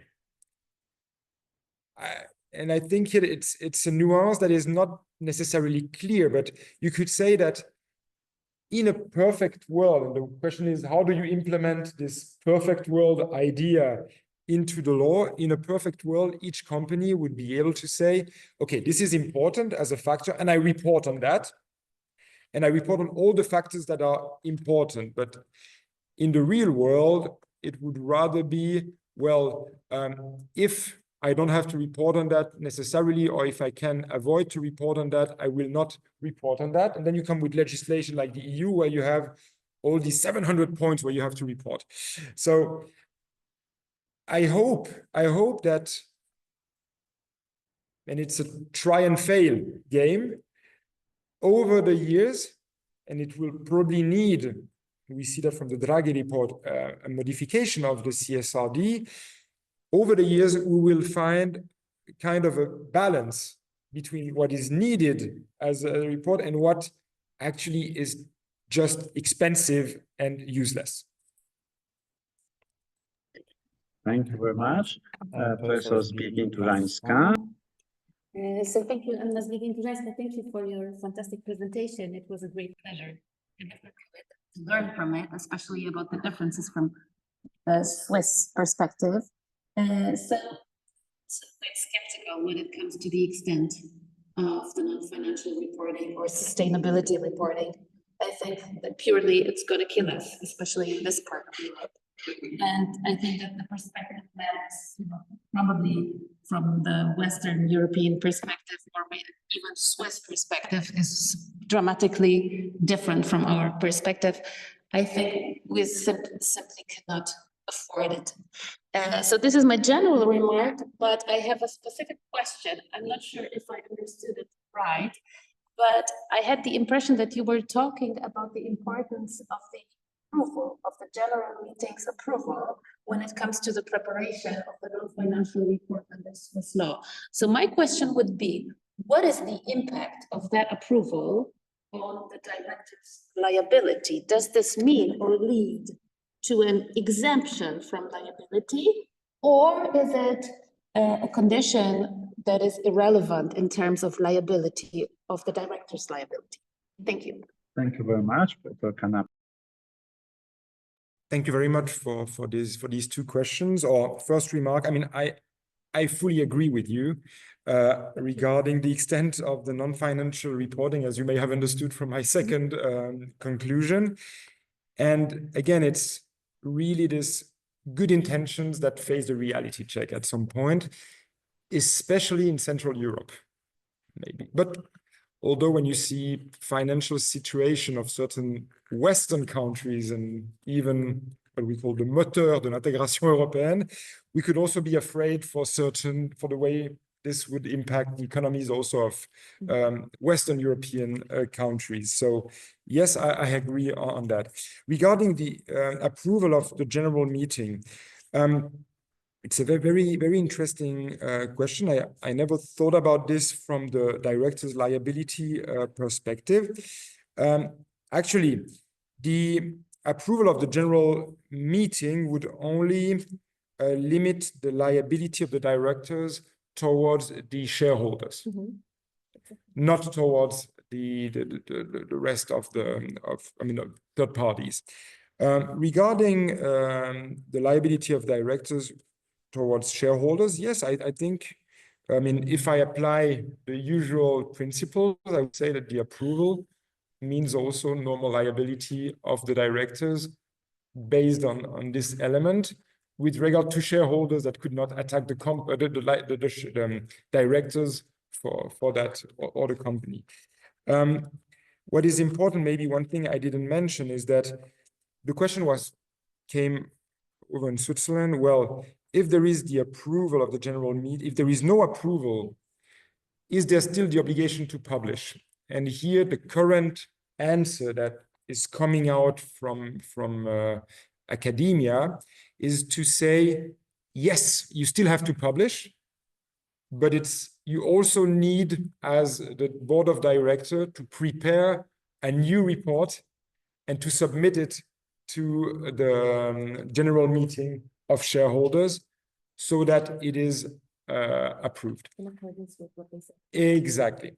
So why is it so? Because the first idea of this report is to publish informations, and it would make no sense to keep information secret from the public, if you want, only because it wouldn't have been accepted by the general meeting of the company. So here, the idea is to say, if the general meeting doesn't accept the report, it still has to be published, but the board of directors has to start to work again and pretty fast propose a new report and an extraordinary general meeting where maybe the only question will be the approval of the report or not. But again, if I come back on the liability, yes, clearly it should limit the liability at least towards the shareholders. Thank you very much. Thank you very much. Now I have a question on chat first, and then we'll come back to questions here. The question from Mr. Kulmaczewski. My question concerns corporate group law, system design and responsibility.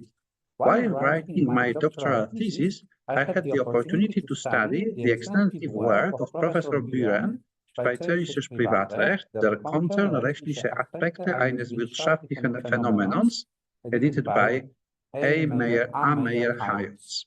This work is from 2005, making it historical. So how is responsibility addressed in this context? An interesting study on this topic is the research handbook on corporate liability edited by Martin Petlin and Christian Wittig. Please present the question to the speaker. So I'm not sure I got the question. The question would be about group liability.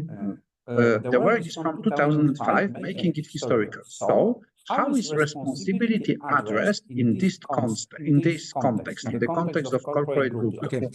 Okay. I thank you very much for this very interesting, very precise question. It is something I mentioned very briefly when I spoke about the civil liability. As you remember, I said, well, there is this question whether or not the reporting obligations would be a Schutznorm, reporting obligation and including the due diligence applied, would be a Schutznorm. And then I said, when we look at tort liability, we can imagine different sources. One is the general tort liability, and the other one is the liability of the employer. It's Article 55 of the Swiss Code of Obligations. And when we speak about the liability of employers, and it is a theory that is, as you said, remember, well defended by von Buren, and with which I agree.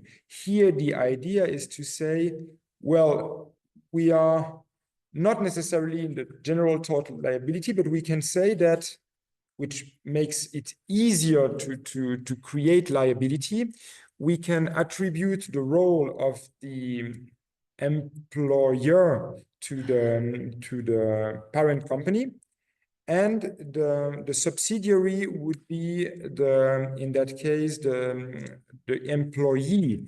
And if you have that, actually you have a simplified way to create a tort liability on the employer, because basically, now I need to remember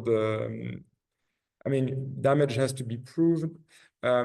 Obviously, the chain of causation has to be put. And there was, now I'm a bit with the English, but one of the conditions has not to be proved anymore, which would make it easier to come on the employer against an action of the employee. And so I hope it will be a satisfactory answer. But yes, I fully agree that Article 55 of the Swiss Code of Obligation, the liability of employers, should be applicable in this situation. I hope I answered your question. If not, please let me know. Thank you very much, Professor Skoroński. Thank you very much. Thank you very much, Professor, for coming and for your presentation. My question is about adequacy of the civil liability as a mechanism of enforcement of the reporting duties, because you mentioned about different mechanisms, access to the market, responsibility, maybe criminal responsibility. But my question and my concern is about civil liability, because I specialize in tort law and contract law. Why? Because even if we manage to find a Schutznorm, which is what is needed in Germany and in Switzerland, in Austria, we don't need Schutznorm in Poland, but we need adequate causal link and damage. Still, we have a problem because from your presentation, it arises out that the reporting duties serve public interest. And this kind of interest is very difficult to be protected by private law means of protection. Why? Because we have a problem with unlawfulness, and we have a problem with damage, which is in adequate causal link, which is caused by non-performance of the reporting duties. And that is why I would like to raise a kind of doubt whether civil liability is an adequate enforcement mechanism and enforcement measure, which should be considered in this context. Maybe we should rather focus on criminal responsibility, or maybe responsibility for infringement of competition law. We have some specific regulations, for example, the Directive 104 from 2014 about liability for damages caused by competition torts. And there is presumption of a damage, there is presumption of adequate causal link. I think without such specific regulations, we will not be able to apply civil liability as a mechanism of enforcement of reporting duties. And do you think that we will be able to adapt, to accept such specific regulation, which will raise risk of liability extensively, especially taking into consideration what was raised by Professor Zbigniew-Różańska, taking into consideration the costs and possible consequences of running out the companies from the European Union and from Switzerland. Thank you very much, Professor Canapa. Thank you very much for this question, for these questions. So is civil liability the adequate mechanism to enforce these obligations. I would see actually civil liability as one among many possible instruments. Certainly not the easiest to apply, but neither one that should be neglected. I would say it maybe like that as a start.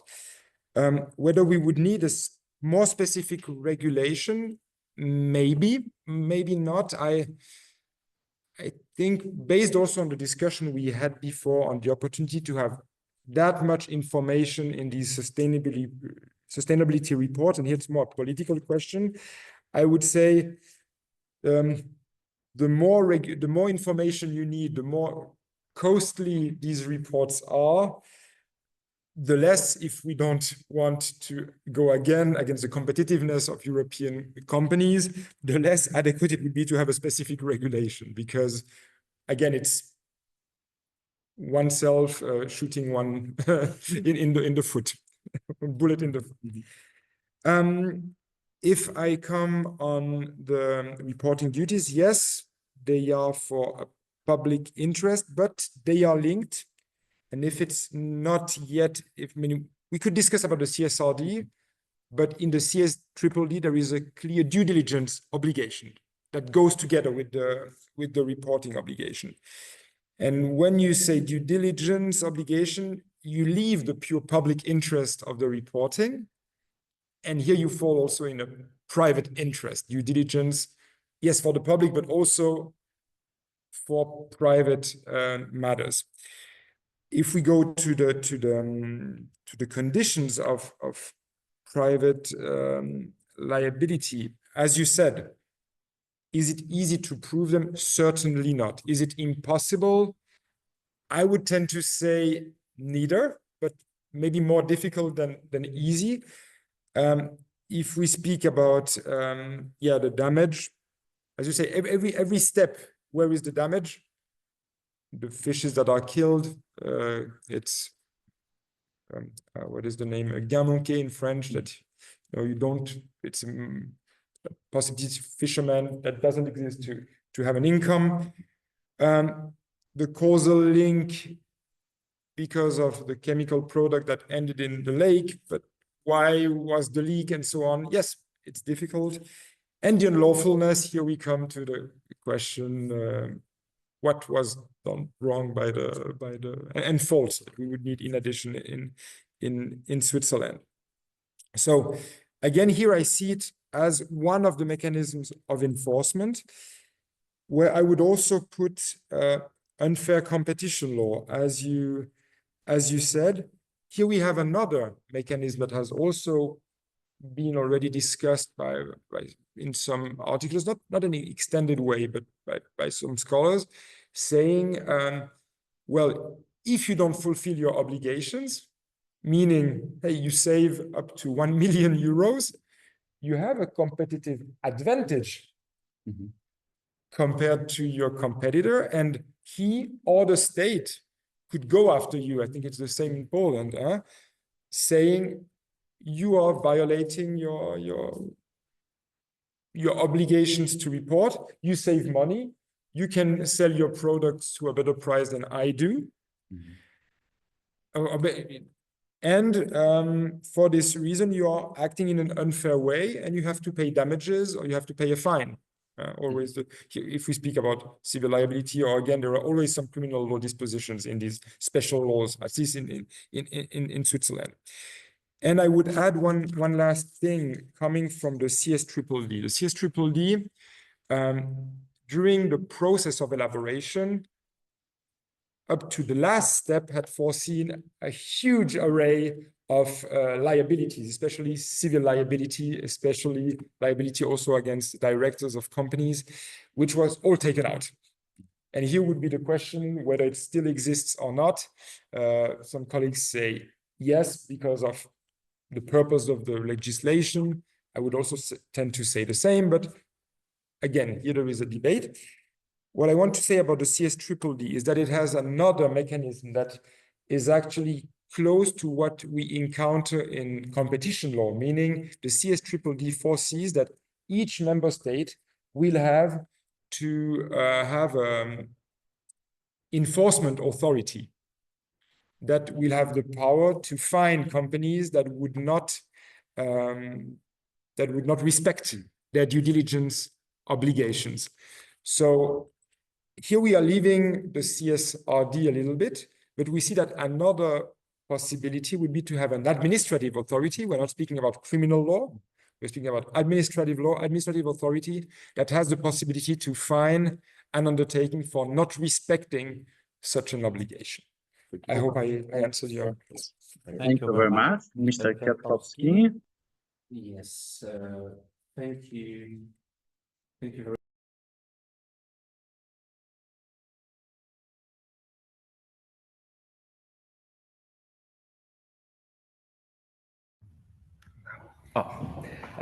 Once more, I really thank you for your presentation, Professor. I would like to refer to double materiality, especially in a case of the risk of greenwashing. Basically, I would like to ask if you think that the concept of double materiality will help to prevent greenwashing or improve its potential effect.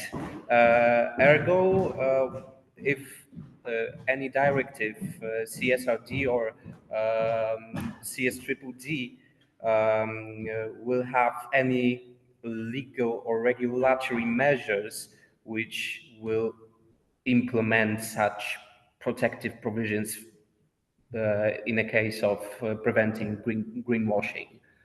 Yeah, that's the whole question. Thank you very much. Thank you, Professor Canapa.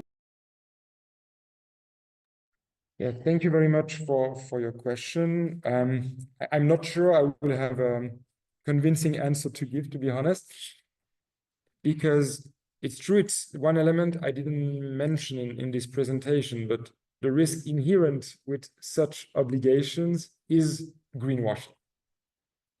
It's true, it's an element I did not mention, but that companies will publish information, but yeah, actually they are publishing it because they need to publish, but they are doing it in a way that would not be fully honest and actually not implementing necessarily what they say they do, or doing it not in a satisfactory way and trying to give a good image of themselves. So whether double materiality will prevent that, I don't know. What is certain is that double materiality obliges to provide more information, and maybe, and here I'm really speaking at the same time when I'm thinking, maybe by having to provide more information, you could imagine that you would be less able to give wrong information without being contradictory, you know, at some point. And I say wrong information and insufficient information, that would constitute a form of greenwashing. So long story made short, yes, I think that the current regulation, with the degree of precision that it entails, should be a way to avoid, to a certain extent, greenwashing, or better said, that you cannot give information that would lead to, that would be considered as greenwashing that easily. But here, to be honest, I would need to check more precisely what is done by practice and confront the report to what is done by the undertakings. Thank you very much, Professor Canapa. I think that we had a great discussion and a lot of questions. So once again, let me thank you for being. And as it is typical for these seminars, at the end, I always have the pleasure to invite you for the next seminar.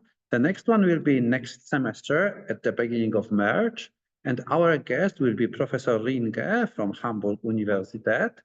But in the meantime, in December, we will have a seminar in a parallel series, Wealth Management Seminar Series. Our guest will be Professor Liu from the Hong Kong University, and she will talk on topic Wealth Management, Hong Kong Perspective. You will be invited on both seminars in due time. Thank you very much for being with us today. Thank you for all great questions, great discussion, and until next seminar. Thank you and goodbye.